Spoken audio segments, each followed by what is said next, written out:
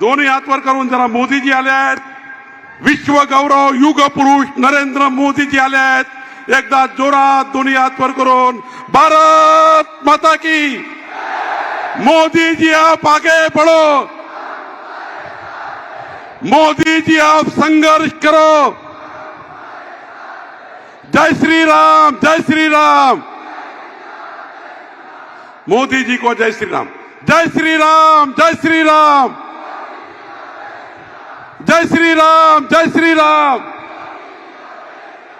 जय श्री राम, जय श्री राम.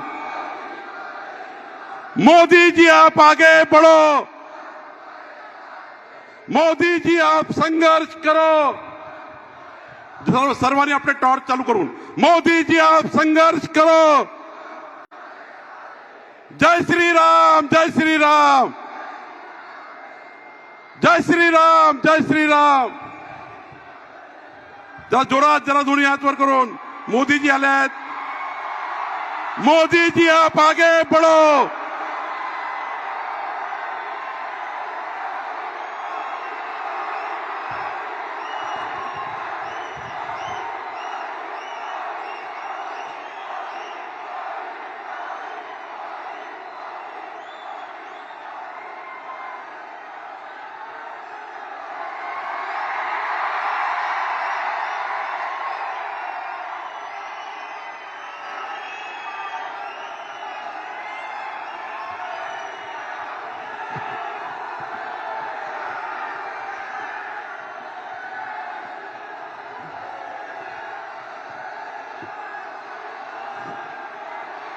मैं देश के लोकप्रिय प्रधानमंत्री सम्माननीय मोदी जी से ये गुजारिश करती हूं कि वे आकर छत्रपति शिवाजी महाराज जी के पुतले को आदरांजली अर्पित करें. सोबत महाराष्ट्र राज्याचे मुख्यमंत्री सन्माननीय एकनाथजी शिंदे साहेब, प्रदेशाध्यक्ष बावनकुळे साहेब, आपल्या लोकसभेच्या उमेदवार पंकजाताई आठवले साहेब यांना विनंती करते की आपण येऊन छत्रपती शिवाजी महाराजांच्या पुतळ्याला अभिवादन करायचं आहे.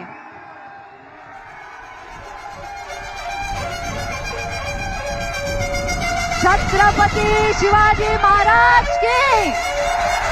छत्रपती शिवाजी महाराज की. जय भवानी, जय भवानी.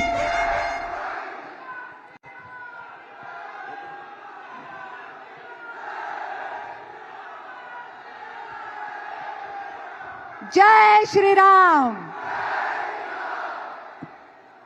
मी आपल्या बीड लोकसभेच्या महायुतीच्या अधिकृत उमेदवार पंकजाताई यांना विनंती करते की समस्त बीड जिल्ह्यांच्या वासियांनी आपल्या देशाचे सन्माननीय पंतप्रधान मोदीजी यांचं ताईंनी स्वागत करावं. आज आपण हा दांडपट्टा जो शौर्याचं प्रतीक आहे, त्या शौर्याचं प्रतीक हे त्यांना घालून पंकजाताई त्यांचं स्वागत करत आहेत. त्याचबरोबरीने संत महंतांची जन्म आणि कर्मभूमी असणाऱ्या बीड जिल्ह्याचं वारकरी संप्रदायाचं प्रतीक म्हणून ही संतांची पगडी मोदीजींना ताईंनी घालून त्यांचं स्वागत केलेलं आहे. त्याचबरोबरीने कष्टकऱ्यांच्या कष्टाचं सन्मान म्हणून घोंगडी आणि काठी हे देऊन सुद्धा आज आपण आपल्या जिल्ह्यामध्ये या देशाचे पंतप्रधान सन्माननीय मोदीजी यांचा सन्मान करत आहोत. आणि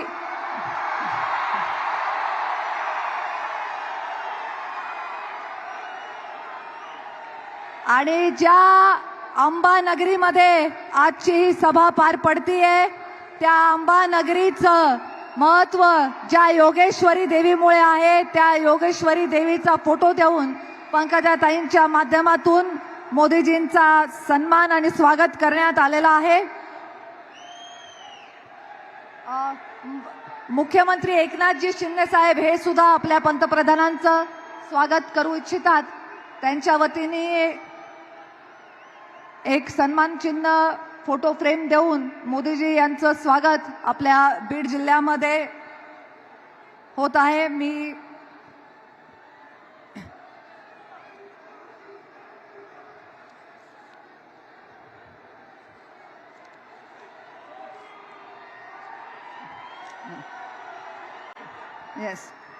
बीड जिल्ह्याच्या वतीने आपण सर्वांनी आपल्या जिल्ह्याच्या सन्मानाचं प्रतीक असणाऱ्या भेटवस्तू देऊन आपल्या पंतप्रधानांचं, लाडक्या पंतप्रधानांचं स्वागत केलेलं आहे. आता मी विनंती करते की चीफ मिनिस्टर म्हणजे सीएम म्हणजे चीफ मिनिस्टर नाही तर कॉमन मॅन म्हणून सर्वसामान्यांना सहज उपलब्ध असणारे महाराष्ट्र राज्याचे संवेदनशील नेतृत्व सन्माननीय एकनाथजी शिंदे साहेब यांना विनंती करते, त्यांनी मार्गदर्शन करावं.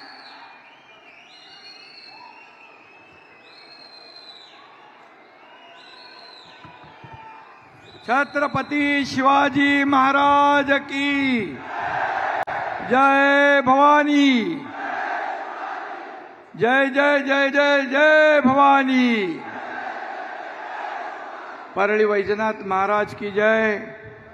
श्री संत भगवान बाबा की जय.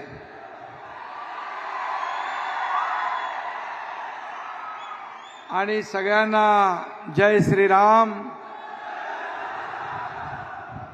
स्वर्गीय गोपीनाथ मुंडे साहेब यांच्या पवित्र स्मृतीस विनम्र अभिवादन.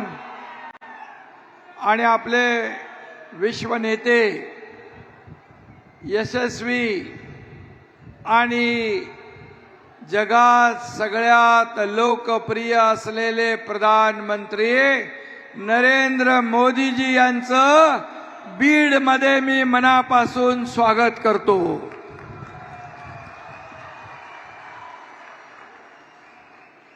खरं म्हणजे देशभरामध्ये आज प्रचाराचं वातावरण तापलंय. राज्यातलं देखील तापमान 40च्या पुढे गेलंय. आणि 4 तारखेला महाराष्ट्राचा पारा 45 पार होईल आणि देशातला 400 पार. आणि महायुतीच्या या तळपत्या विजयामध्ये विरोधकांची लंका खाक झाल्याशिवाय राहणार नाही. आणि काय होणार? तुतारीची काय होणार? पिपाणी.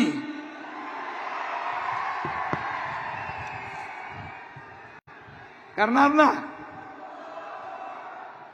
आणि आपल्या कारण देशामध्ये एकच गॅरंटी चालते, ती म्हणजे,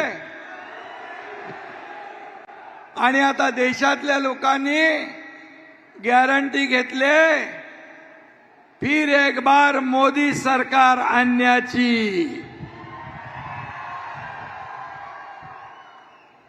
आदरणीय मोदी जी, आपको मैं बताना चाहता हूं, ये हमारे बीड़ की जनता है.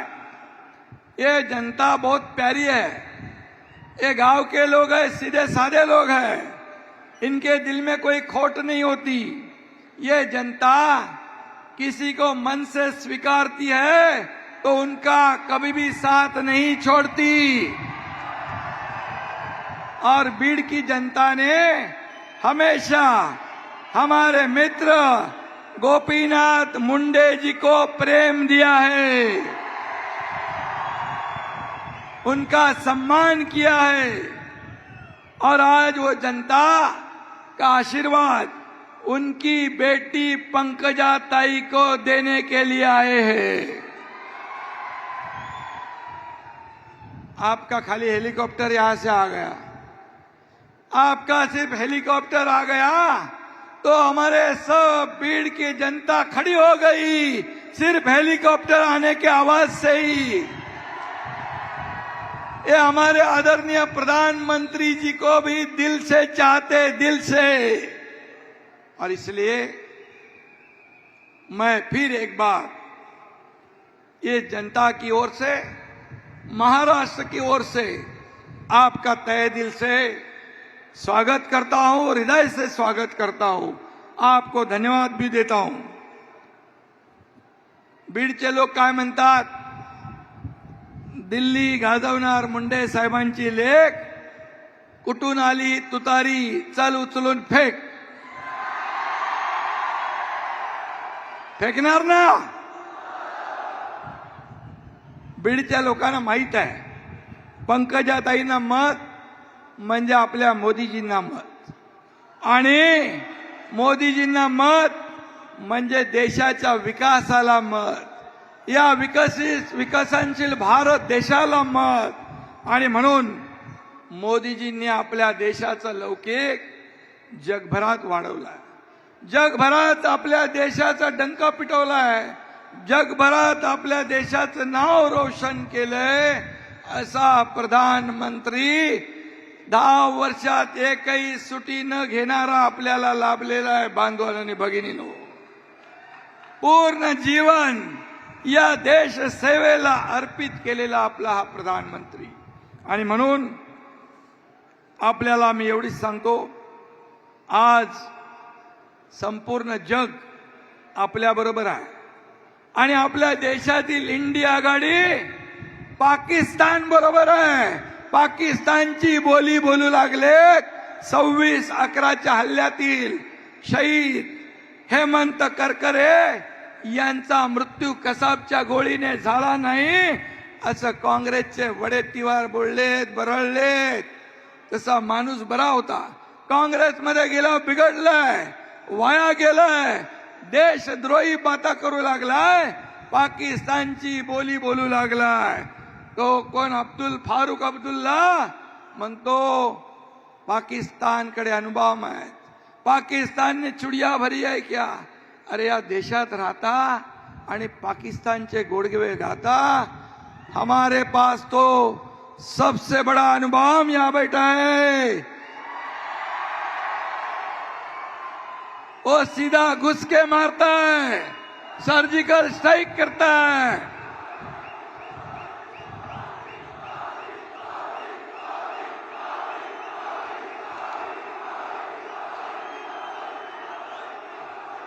आणि म्हणून या देशामध्ये राहून पाकिस्तानची बोली बोलणारे यांना, देशद्रोह्यांना जेलमध्ये टाकलं पाहिजे, देशद्रोहाच्या कलमामध्ये. आणि म्हणून शहीदांचा अपमान, या पोलिसांचा अपमान, एनएसजी कमांडोंचा अपमान ज्यांनी केलाय त्यांना येत्या निवडणुकीत तुम्ही धडा शिकवणार ना. शहीदों का अपमान नहीं सहेगा हिंदुस्तान. आणि म्हणून मी काल म्हणालो होतो, काँग्रेस का हात पाकिस्तान के साथ. हे असं दुर्दैवी दृश्य आपल्याकडे पाहायला मिळतंय. आणि म्हणून मी आपल्याला एवढंच सांगतो, तुम्हाला मोदीजींना विरोध करायचा असेल तर खुशाल करा, पण त्यासाठी घाणीमध्ये चिखलामध्ये लोळू नका. आपल्याकडे एक म्हण आहे ना, बेडकाला सोन्याच्या विटेवर जरी बसवलं तरी तो कुठे उडी मारतो, चिखलातच, नाल्यातच. तशी या विरोधकांची अवस्था झालेली आहे.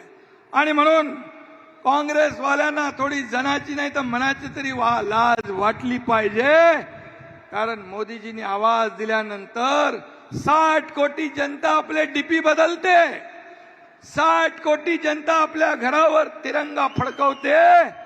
हे मोदीजींचं काम आहे. आणि म्हणून अशा कर्तृत्ववान मोदींना हरवण्याची भाषा हे चिरकुट लोक करतात. आणि म्हणून बुडाला जळतंय आणि डोंगरावरची आग विझवायला पळतंय, अशी तुमची अवस्था आहे. पहिले आपलं घर सांभाळा.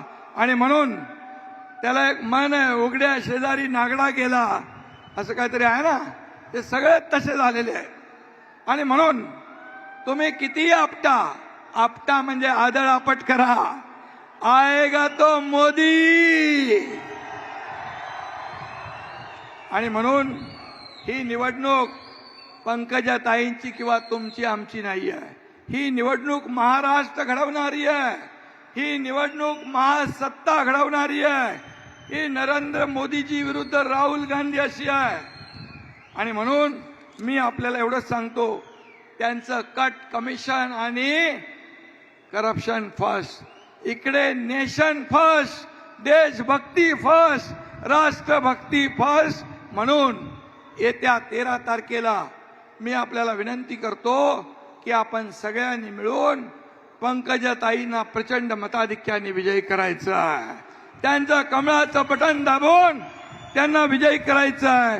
फक्त एवढंच सांगतो, काही लोक मराठा समाजामध्ये संभ्रम पसरवत आहेत, पण आपल्या सरकारने मराठा समाजाला 10% आरक्षण दिलंय, ते टिकवलंय.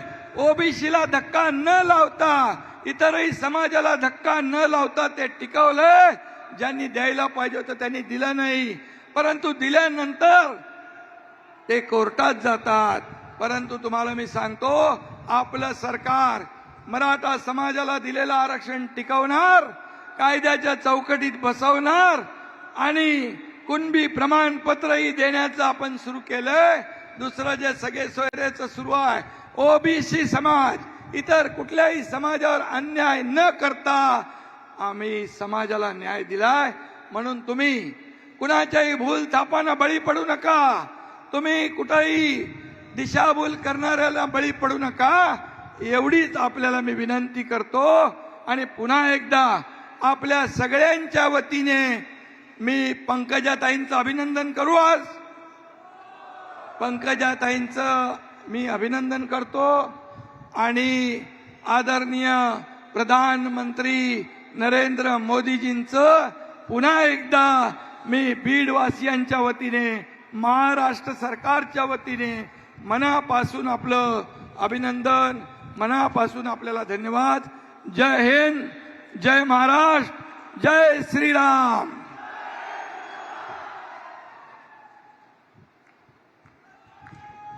धन्यवाद मुख्यमंत्री महोदय.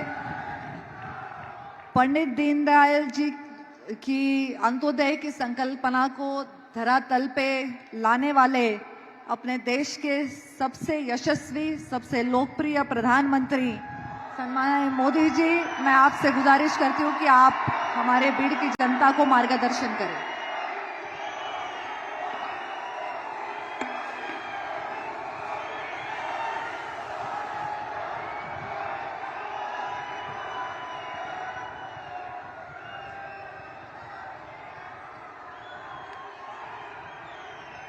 परणी बैजनाथच्या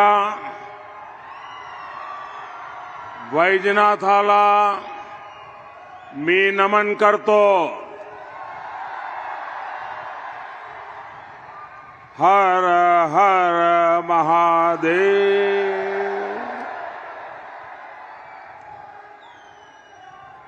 मैं संत भगवान बाबा संत नारायण महाराज को नमन करता हूं. योगेश्वर देवी को प्रणाम करता हूं.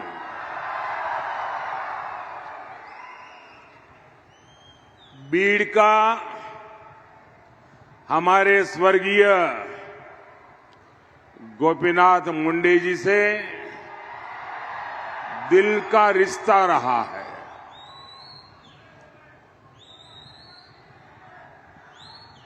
वो हमेशा मुझसे बीड़ और मराठवाड़ के विकास के लिए चर्चा करते थे. मैं उन्हें बहुत भावपूर्वक याद कर रहा हूं. और साथियों, मेरा एक दुर्भाग्य रहा कि 2014 में आपने जब मुझे देश की सेवा करने का दायित्व दिया, तब मैं देश भर में से गोपीनाथ जी जैसे साथियों को चुन चुन करके दिल्ली ले गया था, ताकि हम मिलकर के देश की सेवा करें. गोपीनाथ जी के पास मुझसे भी ज्यादा अनुभव था.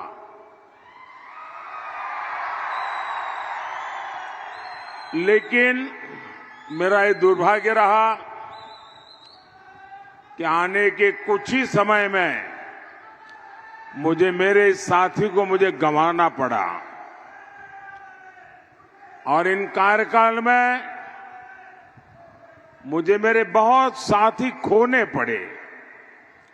गोपीनाथ जी, अरुण जेटली, सुषमा स्वराज, मनोहर पर्रिकर, यानी ये आप कल्पना कर सकते हैं कि मेरे जैसे व्यक्ति को जब मेरे हाथ कट जाए तो मेरी मुसीबत कितनी बढ़ गई होगी।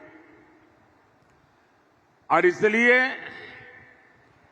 इन सब साथियों की मुझे बहुत याद आना और यहां जब आया हूं तो स्वाभाविक रूप से गोपीनाथ जी की याद आना और जो मैं कमी महसूस करता हूं वो मुझे फील होता है।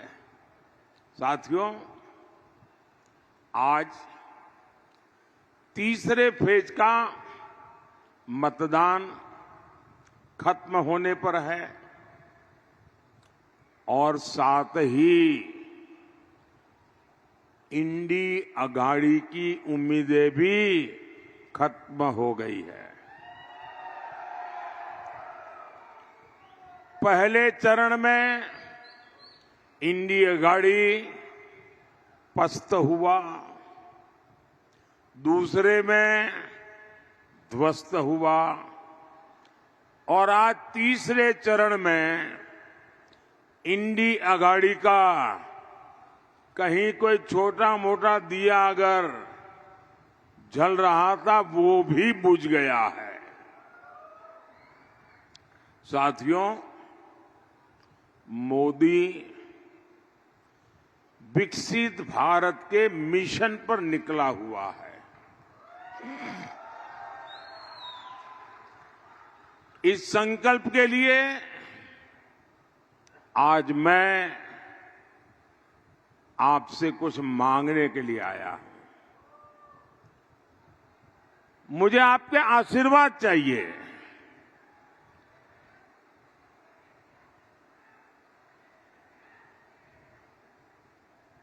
और मेरी विरासत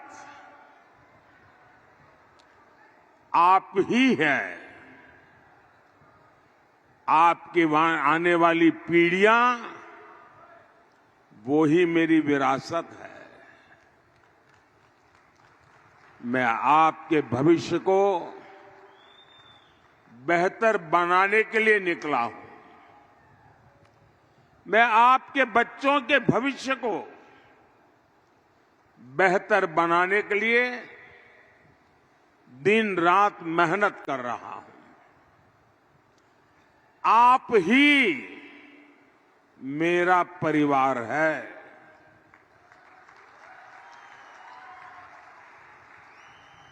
मेरा भारत, मेरा परिवार। लेकिन साथियों, आप जानते हैं ये इंडी अघाड़ी किस एजेंडे के साथ चुनाव में है? इनका एक ही एजेंडा है। ये सरकार में आएंगे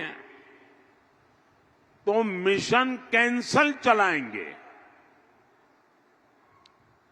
इन्होंने कहा इंडी वाले जब सरकार में आए तो वो आर्टिकल 370 जो मोदी ने हटाया है उसको ही हटा करके फिर बिठा देंगे। इंडी वाले सरकार में आए तो मोदी जो सीएए लाया है उसको कैंसल करेंगे। इंडी वाले सरकार में आए तो मोदी जो 3 तलाक के खिलाफ कानून लाए हैं उसको कैंसल करेंगे। ये लोग मोदी जो किसान सम्मान निधि का पैसा किसानों को भेजता है उसको कैंसल कर देंगे। मोदी जो मुफ्त राशन की योजना लेकर के गरीब को मुफ्त राशन दे रहा है उसको कैंसिल कर देंगे। हम देश के 55 करोड़ गरीबों को 5 लाख रुपए तक का मुफ्त इलाज दे रहे हैं। कांग्रेस एनडीए की ये योजना भी कैंसल कर देगी। और इतना ही नहीं, कांग्रेस वाले, इंडिया आघाड़ी वाले राम मंदिर को भी कैंसिल कर देंगे।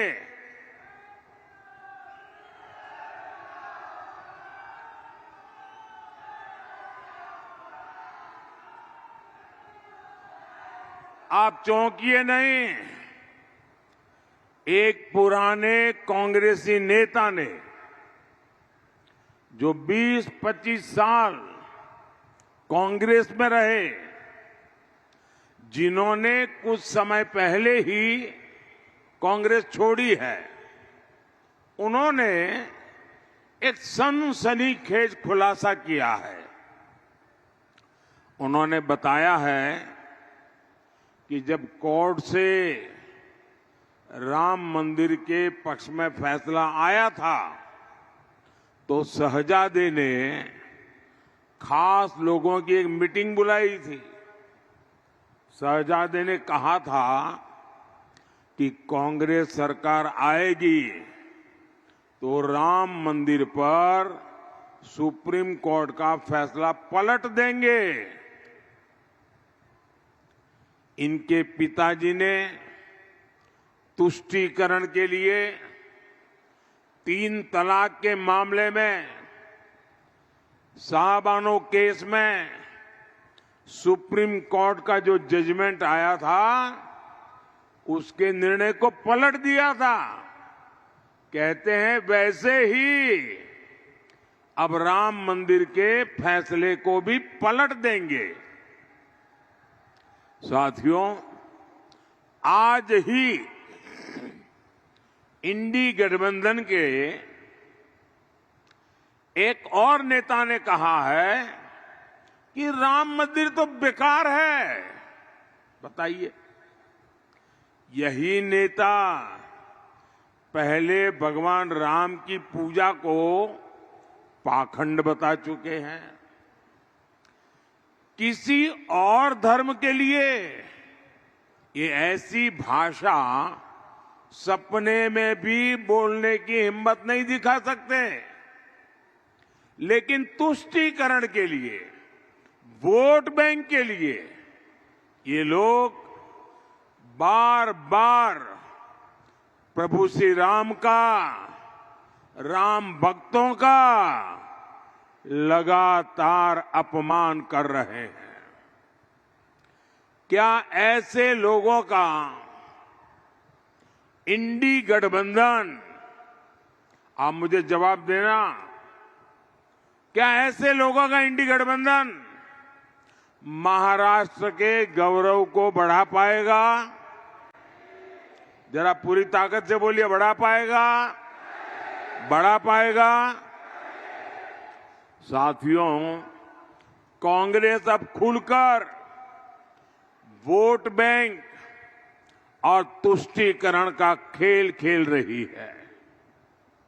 आपने सुना होगा, इंडी आघाड़ी के लोग वोट जिहाद की अपील कर रहे हैं।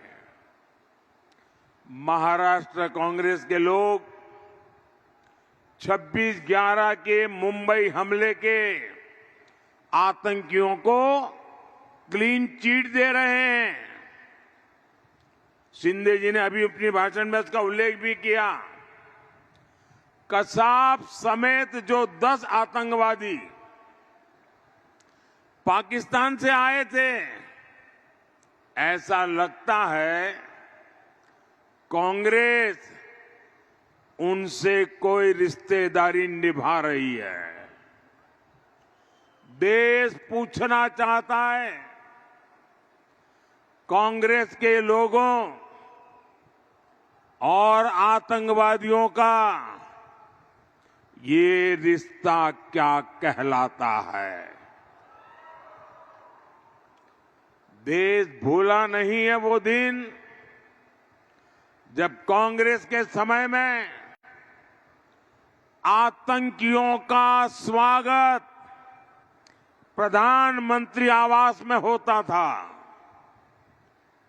और देश ने वो दिन भी देखा था जब दिल्ली में बाटला हाउस में मारे गए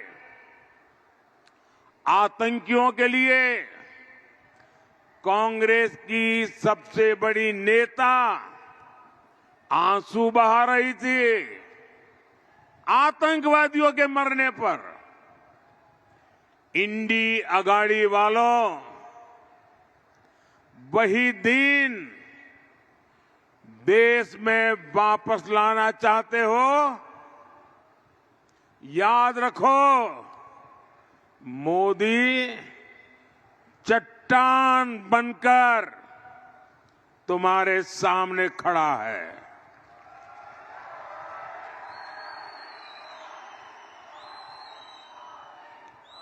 साथियों, शहजादे तुष्टीकरण की सनक में एक और खतरनाक चाल चल रहे हैं। आप भी जानते हैं, बाबा साहब आंबेडकर ने दलितों, पिछड़ों को, आदिवासियों को आरक्षण का अधिकार दिया था। बाबा साहब ने इस बात का भी पुरजोश विरोध किया था कि भारत में धर्म के आधार पर आरक्षण नहीं दिया जा सकता। इस बात पर बाबा साहब अड़े हुए थे। पूरी संविधान सभा ने आज से 75 साल पहले लंबी चर्चा करके तय किया था कि धर्म के आधार पर इस देश में आरक्षण नहीं दिया जा सकता। लेकिन कांग्रेस पार्टी दलितों, आदिवासियों, पिछड़ों का आरक्षण छीनकर उसे धर्म के नाम पर देना चाहती है। आपको मैं एक उदाहरण बताता हूं। ये कल्पना नहीं है, ये हो चुका है और आप चौंक जाएंगे।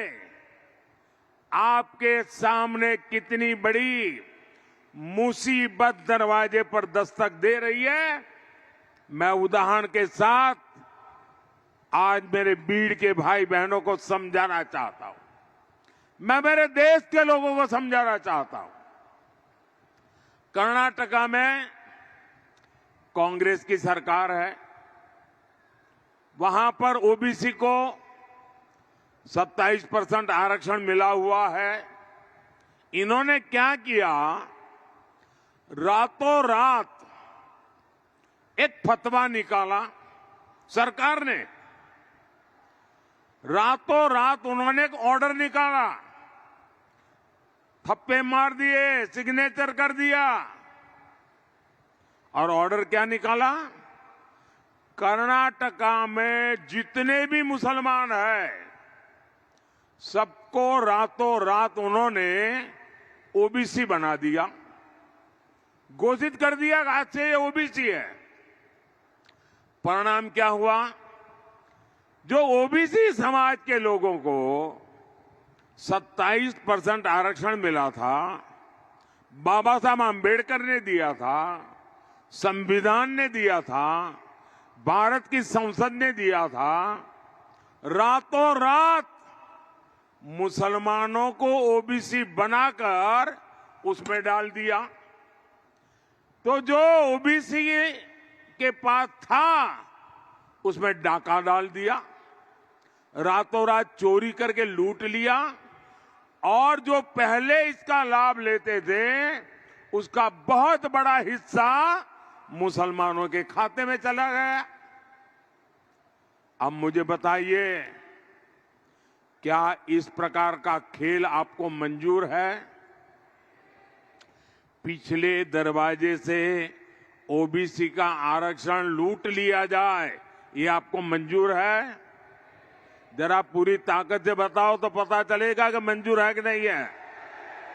आपको मंजूर है सब आप? अब यही काम ये देश में हर राज्य में करना चाहते हैं। साथियों, आज सुबह ही इंडी गठबंधन के एक और नेता ने इनकी साजिश को खुद ही स्वीकार कर लिया है और उनके झूठ को बेनकाब कर दिया है। और ये नेता वही है जिन्हें चारा घोटाले में अदालत ने सजा दी है। जानते हैं ना नाम तो? कौन है? चलिए, भीड़ वाले भी जानते हैं। इंडी गठबंधन के इस नेता ने आखिरकार स्वीकार कर लिया है कि ये लोग मुसलमानों को पूरा का पूरा आरक्षण देना चाहते हैं। यानी अभी जो एससी, एसटी, ओबीसी को आरक्षण मिलता है वो बंद करके ये लोग पूरा का पूरा आरक्षण मुसलमानों को देना चाहते हैं। आज सुबह उन्होंने कहा है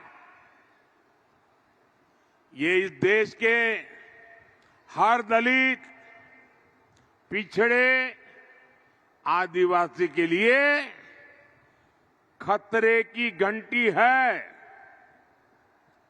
इसलिए आपको इंडी गठबंधन के इरादों से सावधान रहना है। भाइयों बहनों, ये मोदी है, आप भी इसको भलीभांति जानते हैं। मैं आपको गारंटी देता हूं, जब तक मोदी जिंदा है, जब तक मोदी जिंदा है, दुनिया की कोई ताकत दलितों का, आदिवासियों का, पिछड़ों का, ओबीसी का आरक्षण नहीं ले सकती है। ये मोदी की ताकत है। भाइयों बहनों, आज कोई भी राष्ट्रवादी ताकत कांग्रेस के साथ नहीं बची है। असली राष्ट्रवादी कांग्रेस पार्टी बीजेपी के साथ है। बाला साहब ठाकरे की असली राष्ट्रवादी शिवसेना बीजेपी के साथ है। और कांग्रेस के साथ कौन है? नकली शिवसेना, नकली राष्ट्रवादी कांग्रेस।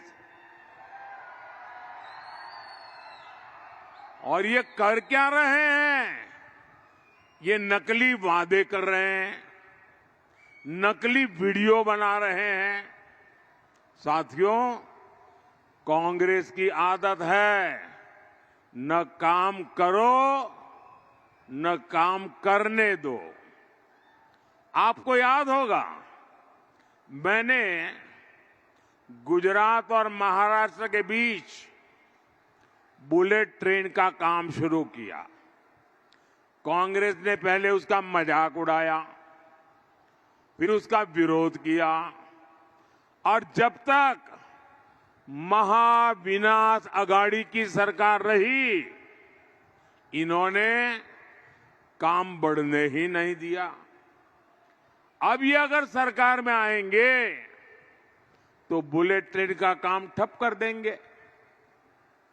एक और बीजेपी ने अपने संकल्प पत्र में बुलेट ट्रेन के विस्तार की बात कर रही है। दूसरी ओर कांग्रेस और इंडिया गाड़ी बुलेट ट्रेन का विरोध कर रहे हैं। आप मुझे बताइए, 21वीं सदी के भारत को कौन सी सरकार चाहिए?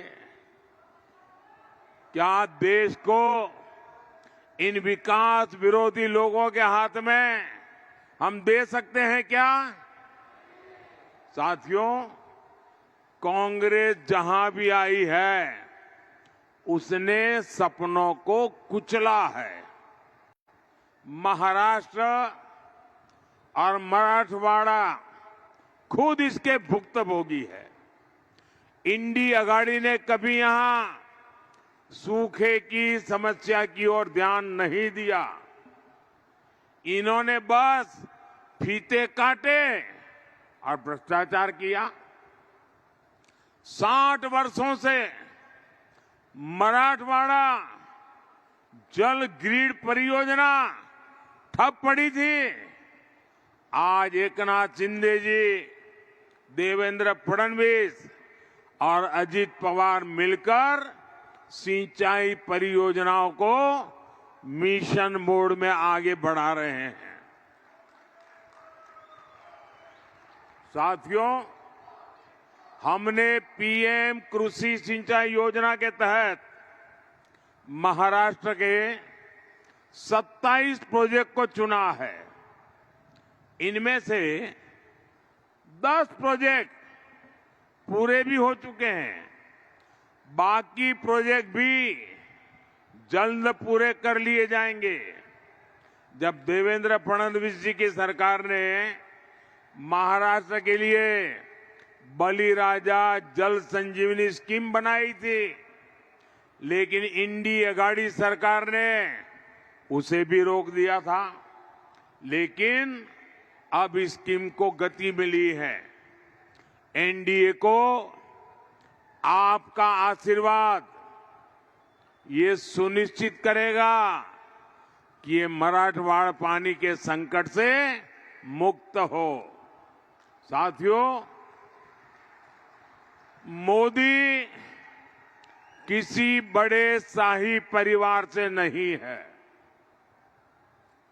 वो गरीबी से निकलकर आपके आशीर्वाद से यहां पहुंचा है। मुझे पता है किसान एक फसल के लिए कितनी मेहनत करता है। उसकी फसल अगर खराब हो जाती थी तो उस पर क्या बीतती थी। इसलिए मोदी ने फसल बीमा की गारंटी दी। आज हर वर्ष बीड़ के किसानों को बीमा के 500 से 700 करोड़ रुपए मिलते हैं। महायुति सरकार ने भी 1 रुपये में फसल बीमा की स्कीम शुरू की है।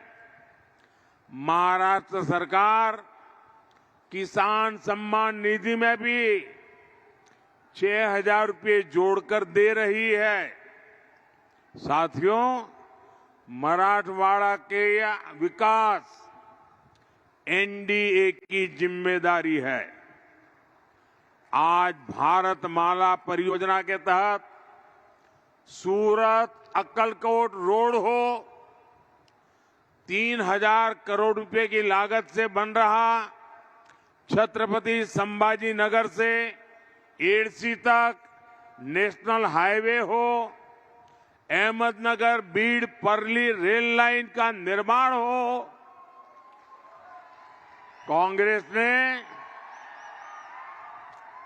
जिस मराठवाड़ा की उपेक्षा की थी, आज वो विकास के रास्ते पर आगे बढ़ रहा है।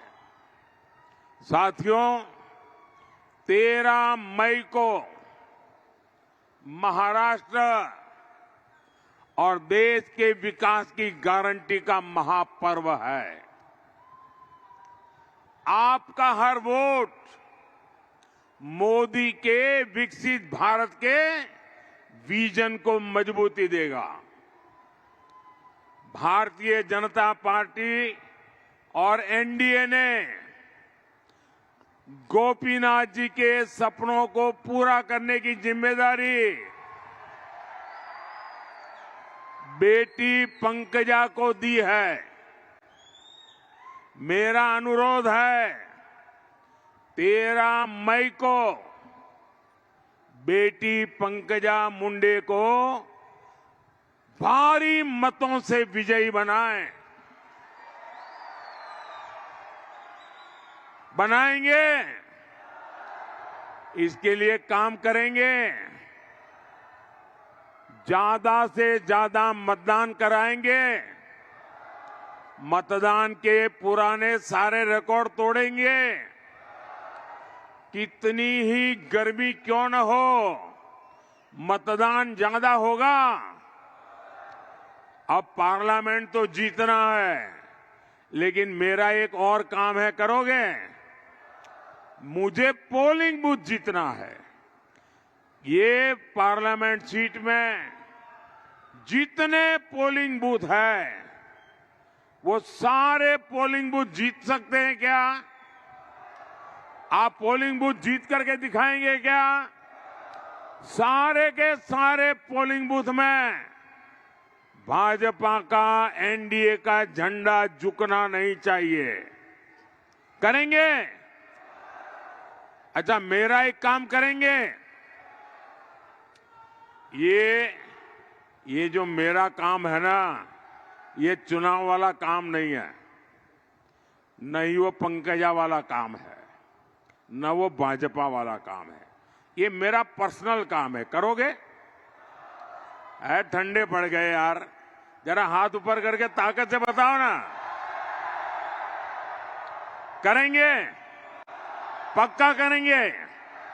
तो एक काम मेरा जरूर करना, ज्यादा से ज्यादा घरों में जाकर के परिवार के सबको मिलना और मिलकर के कहना कि अपने मोदी आए थे और मोदी ने आपको प्रणाम भेजा है।